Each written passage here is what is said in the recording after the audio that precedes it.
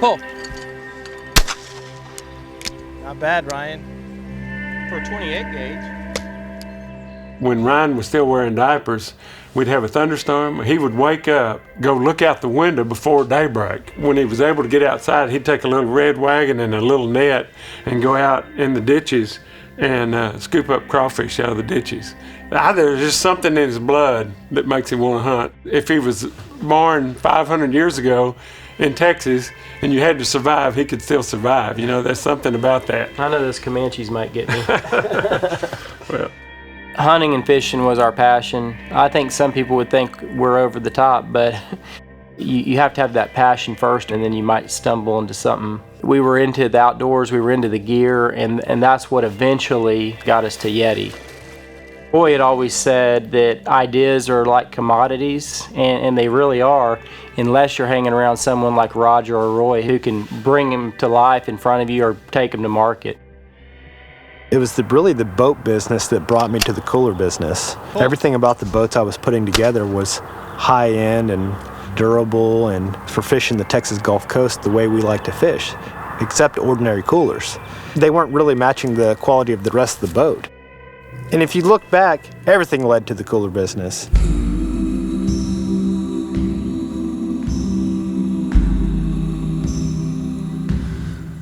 Growing up out here in Driftwood, in the Texas Hill Country, we spent our entire days outside. We were running around with BB guns, and then eventually pellet guns, then eventually 22s.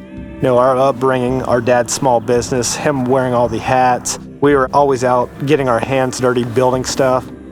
I think that exposure, it was valuable. Growing up, when we worked inside the business. Other kids were out there mowing lawns to make their summer money, and Ryan and I were building fishing rods. It was always flex code. As long as we could remember. Yeah. That started out of his garage in Houston when we were probably I think it was the same year I was born, and Ryan was 3 or 4. if we can't find what we want, we make it. This is my business. This building here is 32 years old. Flex Coat, our number one product is we sell coatings to all the fishing rod companies. Almost every fishing rod made in the U.S., I would say 90% of them use our coating. We call this a lifestyle business. Everything we make it for ourselves first, and then we try to sell it. I just started making gadgets and anything related to building fishing rods, and it just turned into a business.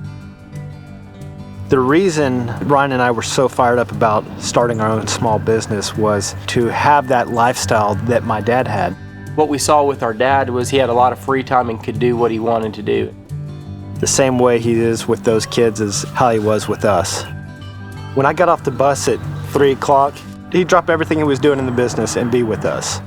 He was engaged, he was hands-on, he was there, he was present.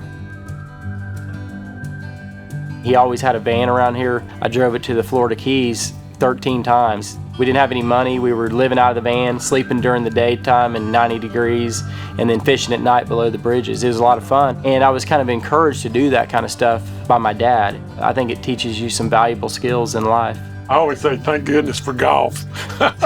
Get those guys off the water. I am a true believer in starting your own business, and eventually you'll find a path.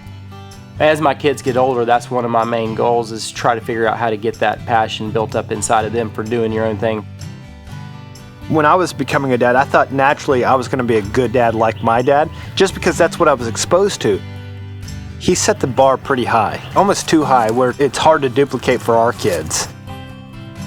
The most precious resource we have is time, and that's time with the family. It's different times. We have all these other distractions. The easy path is not the right path. It's harder to pull those electronics away from the kids, make them look out the window and see where you're going.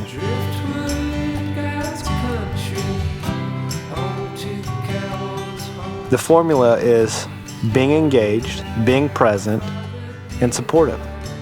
It's a lot easier to say it than actually do it. I tell you, that's the ultimate in my mind. Just find something you love and just stick with it.